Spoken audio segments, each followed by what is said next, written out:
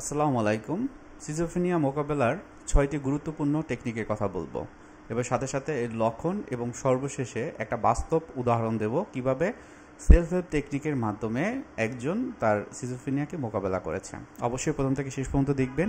আপনি যদি নতুন হয়ে থাকেন অবশ্যই চ্যানেলটি সাবস্ক্রাইব করে রাখবেন। আর ভবিষ্যতে কোনো ভিডিও দরকার হলে বা কোনো বিষয়ে জানার থাকলে অবশ্যই কমেন্টে জানাবেন, লাইক কমেন্ট শেয়ার করবেন।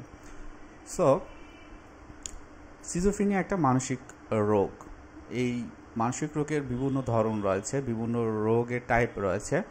সিজোফ্রেনিয়াকে বলা হয় one of the most severe mental health condition in mental health world.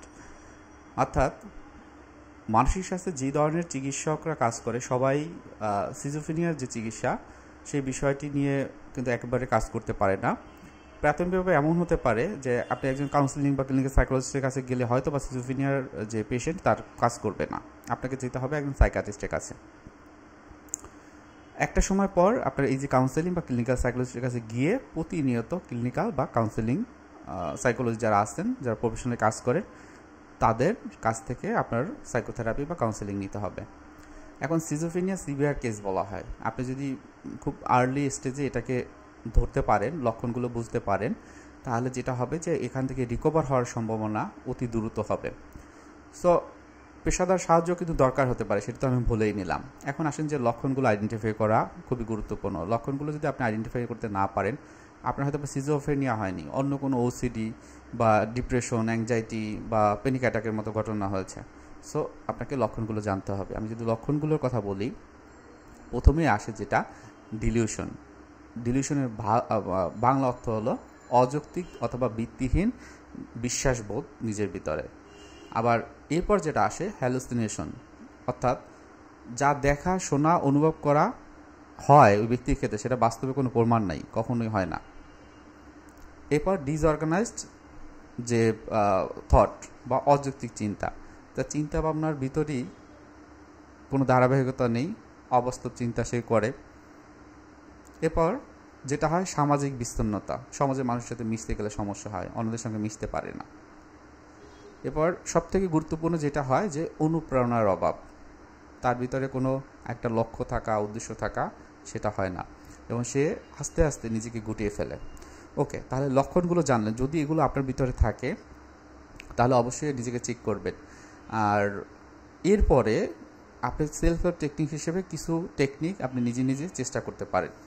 অনেকের ক্ষেত্রে এমন হতে পারে যে সবগুলো লক্ষণ নেই, কিছু কিছু লক্ষণ আছে, বা সবগুলো লক্ষণের কিছু কিছু মনে হয় হয়তো বা আমার ভিতরে আছে। সেক্ষেত্রেও এই যে 6টি টেকনিক ভালো কাজ করবে।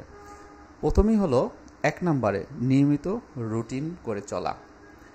প্রতিদিন যদি আপনি একটা স্থিতিশীল একটা রুটিন মেনটেন করেন, এটি হতে পারে যে প্রতিদিন একই সময়ে ঘুমাতে যাওয়া বা একই সময় ওঠা, খাওয়া দাওয়া সুষম খাদ্য গ্রহণ করা বা একটু হালকা ব্যায়াম করা, অথবা নির্দিষ্ট সময় পর বা একটা কাজ করলেন এরপর একটা বিশ্রাম নেওয়া, খুবই ইম্পর্টেন্ট। এগুলো করবেন, এটা আপনার শারীরিক স্বাস্থ্যকে ভালো রাখবে। তখন কিন্তু আপনার এই যে মেন্টাল হেলথ কন্ডিশনের জন্য সিজোফ্রেনিয়া, এটাকে মোকাবেলা করতে পারবেন।